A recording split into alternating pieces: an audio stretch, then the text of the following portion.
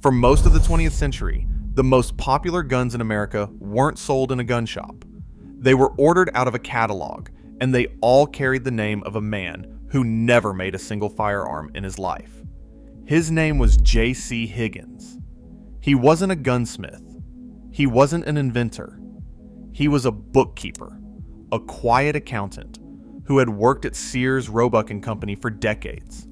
And when Sears wanted a name to stamp on its sporting goods, it borrowed his. Under that name, Sears sold millions of rifles and shotguns to working Americans. Guns actually built by High Standard, by Marlin, by Stevens, then quietly rebadged and shipped to farmhouses and back porches in every corner of the country. For a whole generation, a JC Higgins was the first gun a boy ever fired. And then, almost overnight, the name was erased, retired, replaced. Today, the man behind it is all but forgotten, and the guns that armed Middle America are passed down by owners who never knew whose name they were holding. Every week, we tell the story behind the name stamped on the steel. The men who built these guns and the men who buried them. Subscribe if those stories matter to you. How did an accountant's name end up on millions of American guns? Who really built them? And why did Sears build one of the largest firearms empires in the country and then bury it without a word? This is the rise, the reign, and the quiet death of the JC Higgins gun empire. To understand how an Irish bookkeeper's name ended up stamped on millions of American rifles and shotguns, you have to begin with a young man and a refused shipment of watches. In the early 1880s, Richard Warren Sears was a railroad station agent in the small town of North Redwood, Minnesota.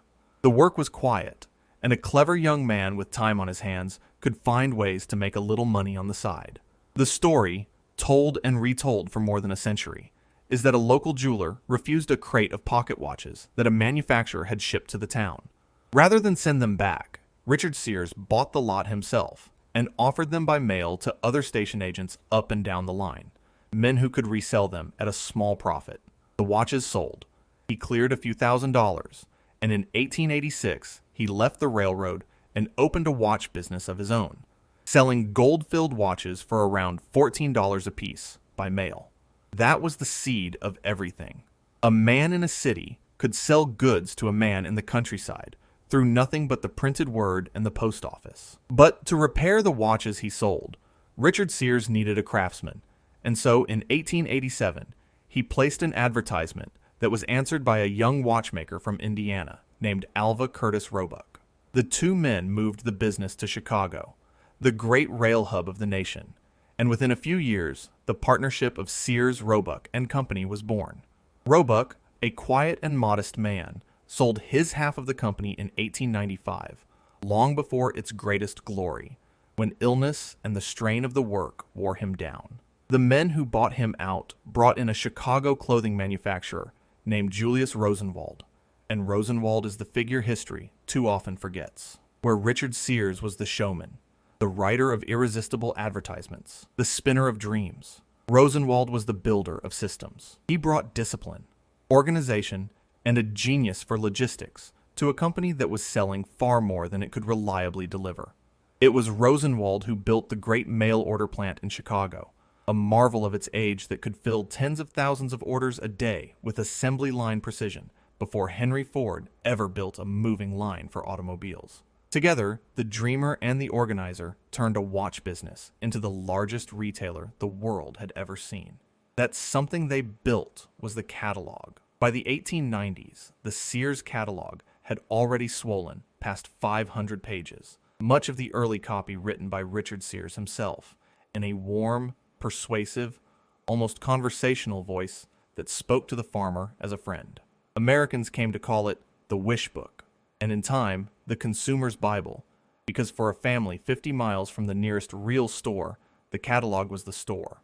You could order a plow, a sewing machine, a suit of clothes, a violin, eyeglasses, a buggy, a windmill, even an entire house shipped in numbered pieces by rail to be raised on. Your own land, and you could order a gun. By the early 1900s, Sears was mailing millions of catalogs across the country, reaching into rural counties where the rifle and the shotgun were not sport, but tools of daily survival. Used to put meat on the table, to keep the foxes from the hen house, and to defend the home in places where the nearest sheriff was a day's ride away. The Sears gun story did not begin with the name Higgins. It began with the simple fact that the catalog's customers needed firearms, and Sears intended to sell them. In the catalog's early decades, the company offered guns made by established makers, but Richard Sears wanted more control over his supply and his prices, and so the company reached for its own factory. The path to that factory ran through a Swedish-born gunmaker named Andrew Furberg. In 1898, Furberg opened a small sporting arms factory in Worcester, Massachusetts, and the very next year, in 1899, he made a fateful bargain. He contracted to sell his entire output of shotguns to Sears Roebuck. Sears lent him the money to grow, took an interest in the firm, and watched as Furberg pushed his capacity from a handful of guns a day to 200. He outgrew Worcester and moved into an old shoe factory in Hopkinton, Massachusetts, in 1902. And within a few years, Richard Sears bought out Furberg's interest entirely and moved the machinery and the machinists to a vacant ironworks building on North Colony Street in Meriden, Connecticut. From this, in 1905, was born the Meriden Firearms Company. For the better part of the next decade and a half, Meriden was, in effect, Sears' own gun factory. It turned out inexpensive revolvers, single-barrel and double-barrel shotguns, and small rifles. And at its peak, it was a busy operation, producing many varieties of hammer and hammerless revolvers and turning out roughly 100 handguns a day. Its finest line came from a designer named A.J. Aubrey. The story is that in 1904, the head of Sears gun sales, a man named Fred Biffer, sought out Aubrey to design and build a quality side-lock double-barrel shotgun the catalog could sell, and Aubrey delivered. The guns were marked with his name, in grades the company called the New Aubrey and the Meriden Field, Special, Tournament, and Diamond, and they earned a respect that has followed them to this day among collectors of old double guns. Meriden's products were sold through the catalog under a whole stable of trade names, the practice of house brands already taking firm root, and some revolvers even went out under a separate house name, the Howard Arms Company. The Meriden venture did not last. The First World War rearranged the American arms industry, and the demand for military hardware made the factory itself a valuable thing. In 1916, the main Meriden manufacturing plant was sold to New England Westinghouse, which needed the space to build rifles for the war. Meriden Firearms carried on for a short while in a smaller facility, but in 1918, Sears brought the chapter to a close and announced that the company would discontinue the manufacture of sporting guns. The factory was gone, but the lesson endured, and it was the most important lesson in this entire story. Sears had learned that it could put its own names on guns made to its own order, sell them below the price of the famous brands, and keep the loyalty of its rural buyers. It did not need to own the factory. It only needed to own the name. That single insight would shape everything that followed, and it would give us the brand we have come to talk about. Now, we come to the man. The brand was named for a real person, and his name was John Higgins. He was an Irish immigrant who had come to the United States as a young man, and in 1898, he took a job with Sears, Roebuck, and Company. He was, by all accounts, a careful and reliable man, the kind of man a growing company depends upon, and he made his career not in selling or designing, but in the counting house. He began as a bookkeeper and spent his entire working life inside the company, rising on the financial side of the business, and serving for a time as a vice president of the corporation, before he retired, the head of the bookkeeping department in 1930. His expertise, it should be said honestly, was numbers and not sport. There is no record that John Higgins was a hunter, a fisherman, or an athlete of any kind. He was simply a trusted figure who had given his life to the company. There is a small and telling detail here that collectors treasure. John Higgins had no middle name at all. When Sears chose to honor him by attaching his name to its new line of sporting goods, the company decided that plain John Higgins did not look quite distinguished enough on a catalog page, and so it simply invented a middle initial and called the brand JC Higgins. The C stood for nothing. It was a flourish of marketing, a borrowed dignity, a touch of invented gravity stamped onto steel and sold to millions of trusting Americans. John Higgins lived another 20 years after his retirement and died in 1950, and there is something quietly fitting in the fact that the bookkeeper who balanced the company's ledgers became the name that the company's customers trusted with their rifles. He never made a gun. He likely never thought much about guns, and yet his borrowed name would ride into more deer woods and duck blinds than that of almost any gunmaker who ever lived. It is worth pausing on what kind of system Sears was building, because the Higgins name did not stand alone. Sears ran a whole constellation of house brands, each aimed at a corner of American life, and the names became as familiar as the products. Craftsman went on the tools. Kenmore went on the washing machines and the appliances. Allstate went on the tires, and later on, the insurance. David Bradley went on the farm equipment, the plows and the tractors and the implements a working farm needed. And JC Higgins went on the sporting goods. To buy from Sears was to furnish an entire American household, from the workbench in the garage to the rifle over the mantle, with names the catalog had taught you to trust. The genius was that the customer never had to know who actually made the thing. He only had to trust the name on the front and the company behind it. The brand itself was launched in 1908 as a line of sporting goods, and this is a point worth stating plainly, because it is so often muddled. In 1908, the name JC Higgins went on to bicycles, golf clubs, fishing tackle, baseball gloves, tennis rackets, and the broad range of recreational equipment that filled the back pages of the wish book. The famous JC Higgins firearms, the rifles and shotguns and pistols that collectors hunt for today, did not appear under that name until much later, around 1946, in the years just after the Second World War, when returning servicemen and a booming nation created an enormous appetite for hunting and sporting guns. For that first generation of buyers, the name Higgins meant a tennis racket or a set of golf irons. For the generation that came home from the war, it would come to mean something altogether different, something a man could hunt with for the rest of his life, and then hand down to his son. The rise of the JC Higgins gun line rode the great post-war wave. America, in the late 1940s and the 1950s, was a country of new houses, new families, and new leisure. Hunting season was a national ritual, a thing fathers and sons did together as the leaves turned, and a young father wanted a good rifle and a good shotgun without paying a premium price he could ill afford on a single income. Sears understood this customer to the bone, because this customer was the catalog's oldest and truest friend. And the company built the Higgins gun line on a single shrewd principle that flowed straight out of the Meriden lesson. It did not try to manufacture these guns itself.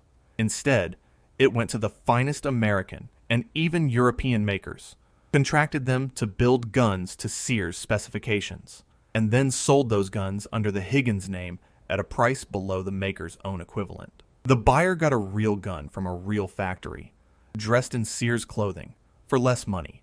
That was the bargain, and it was an honest one. Sears was not selling cheap imitations. It was selling the genuine article with the brand name filed off and its own modest name in its place. To organize this sprawling arrangement, Sears used a numbering system that has become a kind of secret language for the men who collect these guns today. Every Sears product carried a source code, the first 3 digits of a longer model number, and that prefix identified the maker who actually built it. The most beloved of these among gun collectors is the number 583. When you find a Sears or Higgins firearm marked with a model number beginning 583, you are holding the code for the High Standard Manufacturing Company of Hamden, Connecticut. High Standard would become the single most important maker behind the Higgins name, and the relationship ran so deep that High Standard developed entire models specifically for the catalog, models that Sears itself funded and tooled. That phrase matters. Sears paid for the machinery and the tooling that built these guns, which meant the quality was no accident, and the designs were not hand-me-downs. They were purpose-built for the wish book. And the man who learns to read those three little digits can trace nearly any old Sears gun back to the factory that made it. The high-standard pistols are where the Higgins legend in handguns truly lives. And here accuracy matters, because these are the very details that get argued in the comments. The famous high-standard built Higgins pistol is the Model 80. It was a semi-automatic 22-long rifle pistol, a slab-sided cousin of High Standard's own Duramatic line, closely related to that company's 101 model, produced from about 1955 to 1962.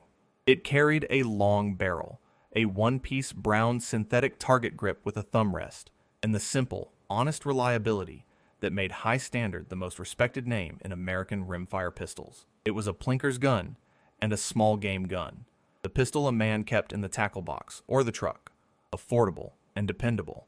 And it is the Higgins handgun most prized today, precisely because everyone knew that High Standard built it. Alongside it, Sears offered the Model 88, a 9-shot .22 revolver that was in plain truth High Standard's well-regarded Sentinel revolver wearing the Higgins name.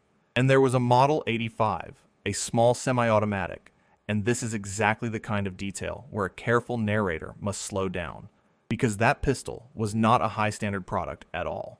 The Model 85 was built in France by the maker known as Manufacture d'Armes de Pyrénées, the same little pistol sold elsewhere as the unique and under other store names. The point that collectors hold dear is this: not every Higgins gun came from the same factory. The man who truly knows his guns knows which maker hides behind which number, and he will not be fooled. If the pistols built the legend in handguns, the rifles built it in the Deerwoods. The crown jewels of the JC Higgins line, the guns that bring a particular light to a collector's eye, are the bolt-action centerfire rifles, the Model 50, and its close relatives. The Model 50 was created for Sears in the early 1950s, and it was no department store toy. It was built around a commercial Mauser 98 action made by Fabrique Nationale of Belgium, the same Belgian house that built actions for some of the finest sporting rifles in the world, fitted with a 22-inch chrome-lined barrel supplied by High Standard and stocked in walnut. It was chambered for two of the great American hunting cartridges, the 30-06 Springfield and the 270 Winchester, and nothing else. Here again the correction matters, because a man will tell you in the comments, and he will be right. The Model 50 is a bolt-action rifle. It is not a pistol, and it never was. The Model 51 was the very same rifle dressed up, with a finely checkered stock and a cheek piece for the buyer who wanted a handsomer gun. The chrome lining in the barrel, prized because it resisted the corrosion of the old corrosive ammunition and gave the bore a life that would outlast its owner, was a hallmark of those two models. There was a variant built on a Husqvarna action from Sweden for buyers in some years, and there was a Model 52, a smaller bolt-action chambered for the 22 Hornet, a different animal altogether built to a different maker's pattern. These were, by any fair measure, among the finest mass-produced hunting rifles an American could buy. Consider what that meant to the man holding the catalog. A genuine Belgian Mauser action, the kind that custom rifle builders dreamed of and charged a fortune to barrel and stock, wearing a Sears price tag. A rifle that would have cost considerably more under a famous American sporting name, a name like the Winchester Model 70 that ruled the deer camps and was spoken of as the rifleman's rifle, offered instead for somewhere within a working man's reach. Sears was not selling the illusion of quality. It was selling the real thing at a discount, and the rural hunters who were its lifeblood understood the trade exactly. They knew the famous name cost extra, and they knew the Sears gun was the same steel underneath. To build a rifle of that pedigree by hand today, a Belgian action barreled and stocked to that standard would cost more than $1,000, and yet, for a generation, it arrived in a cardboard box from Chicago for the price of a good suit. That was the quiet miracle of the Wishbook gun. The peak of the JC Higgins gun empire came in the late 1950s, when the Sears sporting goods department stood at the very center of American hunting culture, and the Higgins name covered nearly every kind of firearm a sportsman could want. To walk through the catalog in those years was to walk through a complete armory. There were the bolt rifles built on European actions for the serious deer hunter. There were the 22 rimfire rifles, the first guns of countless American boys, many of them built by Marlin and by the Savage and Stevens Works, makers whose own source codes filled the catalog pages alongside high standards. There were the pistols and the revolvers from high standard for the plinker and the trapper. And there were the shotguns. And it is in the shotguns that the Higgins name reached its highest expression of quality, the place where it stopped being merely a bargain and became, for a moment, the cutting edge. The Model 20 was the great Higgins pump shotgun, and it deserves every bit of its reputation. It was built by High Standard. It was that company's own Flight King pump design, wearing the Higgins name, and it was offered in 12, 16, and 20 gauge. What set it apart was its construction. It had a milled steel receiver, machined from a solid block of steel, rather than stamped or folded from sheet metal as cheaper guns were, and a heavy barrel that threaded into that receiver, making it one of the strongest pump guns ever offered to the American public. Its action used a rear-locking bolt and a long, slick stroke that gave it a famously fast, smooth cycle that hunters loved. Men who carried it spoke of it the way they speak of an old truck that simply never failed them, a gun they shot for 40 years and never had reason to replace. The Model 21 was its companion, a lighter version of the same family for upland birds and for younger or smaller shooters, also from High Standard. These were the guns Sears had funded and tooled, which is precisely why their quality was no accident and why they have outlasted their owners by decades. And then there was the Model 60, and here the Higgins line touched genuine firearms history. The Model 60 was a semi-automatic shotgun built by High Standard and introduced in 1953, and it has a strong claim to being the first production gas-operated shotgun made in America. To understand why that mattered, you have to know what came before it. The semi-automatic shotguns of that era worked by recoil, the whole heavy barrel sliding back and forth with every shot, a violent system that beat up both the gun and the shoulder of the man behind it. The Model 60 kept its barrel and its chamber stationary, and instead tapped a little of the gas from the fired shell to work the action. Sears advertised it plainly as the first and only automatic shotgun with a stationary barrel and chamber, and the claim was a fair one. The result was a softer recoil and a smoother, gentler cycle that made a long day in the duck blind a pleasure rather than a punishment. It was the work of a brilliant designer named Robert Hilberg, who headed research and development at High Standard. Hilberg had come out of the aircraft industry, having worked through the war years at firms like Pratt & Whitney and Bell Aircraft on engines and on armament, and he brought an aircraft engineer's rigor and imagination to the design of guns. His gas-operated shotgun pointed the way toward the soft-shooting autoloaders that would later come to dominate the entire market.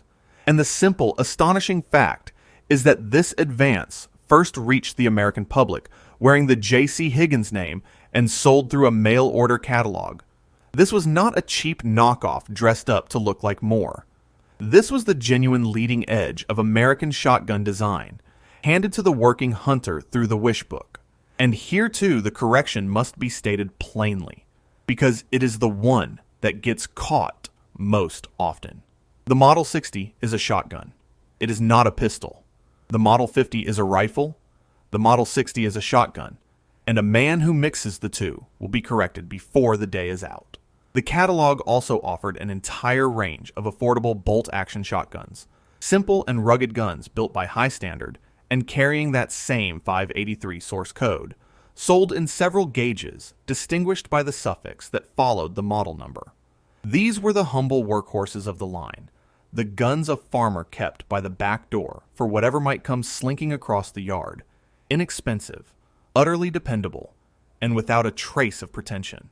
The 583 bolt shotguns asked nothing and never failed, and there are still untold thousands of them quietly doing their work on farms across the country. Together with the fine milled receiver pump guns and the history-making gas-operated Model 60, they meant that whatever a man wanted to hunt, and whatever he could afford to spend, The Higgins name had a shotgun ready for him on the page. This was the reign. For the better part of 2 decades, a single borrowed name covered the entire American hunting field, from the boy's first single-shot .22 to the deer hunter's Belgian-actioned bolt rifle to the duck hunter's gas-operated autoloader. And all of it arrived the same way it always had. The same way Richard Sears had sold his very first watch, through the mail, ordered from the wish book, shipped to the door or to the local railway station, paid for on the easy installment terms that Sears had perfected. A man in a small town in Nebraska or Tennessee or Oregon could open a catalog at the kitchen table, choose a rifle by the light of a kerosene lamp, mail in his order with a check or a money order, and a week or two later hold a fine gun in his own hands without ever having set foot in a gun shop or spoken to a single soul. It was, for that long American moment, the most democratic gun market the world had ever known, and the JC Higgins name sat squarely at its center. But the cracks were already forming, and the first of them came from within Sears itself. By the end of the 1950s, the company had begun to look hard at its house brands and to ask whether the old names still pulled their weight. The name JC Higgins had been chosen for an aging Irish bookkeeper back in the 1940s, and whatever quiet dignity it carried, it had no glamour, no star power, nothing to stir a new generation of customers who were now watching athletes endorse products every evening on the new medium of television. The boy who had grown up shooting a Higgins .22 was now a young father with money in his pocket and a television set in his living room, and he had learned to want the things that famous men endorsed. Sears wanted a name that sold itself, a name with a face the customer already loved. It found one in Ted Williams. Williams was one of the greatest hitters in the history of baseball, the last man to bat over 400 for a full season, a Boston Red Sox legend whose swing was studied like scripture, and beyond the diamond, he was a famous and serious outdoorsman, a renowned angler and a passionate hunter whose love of the field was completely genuine and very well known to the public. For Sears, he was the perfect figure, a true national hero whose name on a rifle or a fishing rod meant something to a buyer in a way that the name of a retired comptroller never could. Around 1960, Sears began the transition, and over the next couple of years, the JC Higgins name was steadily retired and replaced across the sporting goods line by the Ted Williams brand. By around 1962, the changeover was substantially complete. And here's the part that tells you everything about how the whole house brand system worked. In many cases, the guns themselves did not change at all. The same high-standard pump shotgun, the same fine Belgian-actioned bolt rifle, came right off the same line, wearing a different name stamped into the same steel. The gun was identical. Only the name had a new face. The borrowed dignity of John Higgins, which had ridden on millions of guns for a decade and a half, was quietly set aside in favor of a baseball star, and almost nobody noticed the man who had been there before. For the collector, this is a poignant turning point, and it explains a great deal about the market as it stands today. The JC Higgins guns had become, in a single quiet stroke of marketing, a closed chapter made for only a finite span of years that would never be added to. And a finite closed run is exactly the thing that gives a gun its appeal to the men who collect it now. But the deeper crack in the foundation had nothing to do with names or endorsements or baseball stars. It had to do with the country itself, and with how Americans were beginning to think about the very idea of guns sold through the mail. The whole genius of the Sears gun business, going all the way back to Richard Sears and the Wish Book, rested on one simple thing.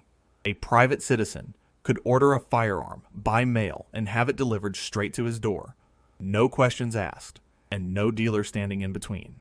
For more than half a century, that had simply been the American way, as ordinary as ordering a coat or a clock. But the 1960s were a decade of assassinations and rising public alarm, and the question of mail-order guns moved from the catalog page to the floor of Congress. The rifle used to kill President John F. Kennedy in 1963 had itself been a mail-order gun, an Italian Mannlicher Carcano that the assassin had bought for less than $13 through a coupon clipped from an advertisement in a magazine, shipped from a Chicago mail order house under a false name. That single, terrible fact burned the idea of anonymous mail-order firearms into the national conscience and would not let it go. Hearings followed, and the argument over what to do went on, bitterly, for years. The fall, when it finally came, was not a scandal, and it was not a bankruptcy. It was a law. On the 22nd of October, 1968, President Lyndon Johnson signed the Gun Control Act of 1968. Among its many provisions, it did the one thing that struck directly at the very heart of the Sears model. It ended the direct mail-order sale of rifles and shotguns to private individuals, and it heavily restricted the interstate sale of firearms, requiring that guns be transferred through a federally licensed dealer in the buyer's own state. Overnight, the world of the wishbook gun was over. A man could no longer simply mail a coupon and a check and receive a rifle on his porch a week later. The kerosene lamp transaction, the railway station delivery, the whole intimate machinery of the mail-order gun that Sears had perfected over 80 years was made unlawful in a single stroke of the pen. For a company whose entire firearms business had been built, from the very first watch forward, on the magic of selling by mail to the rural customer, this was a blow at the foundation rather than at the walls. Sears could still sell guns over the counter in its retail stores, and for a time, it did just that. But the soul of the business, the catalog gun delivered to the distant farm, was gone, and the romance went out with it. Over the years that followed, the broader culture shifted around the company as well. Liability concerns grew heavier year by year. The great department store turned away from its rural roots and chased its customers into the suburban shopping malls, and the role of firearms in the Sears identity steadily faded from the front of the catalog to the back, and then off the page altogether.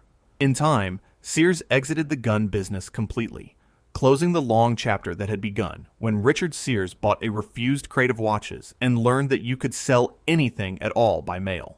The mail-order gun, the very thing that had made the whole empire possible, had become a thing of the past.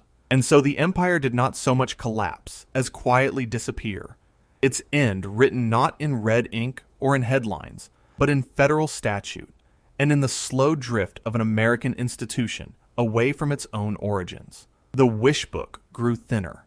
The sporting goods department shrank. The names changed, and then the guns themselves vanished from the pages. And one day, there were simply no more Sears guns at all, and hardly anyone marked the moment they were gone. But the guns themselves did not vanish.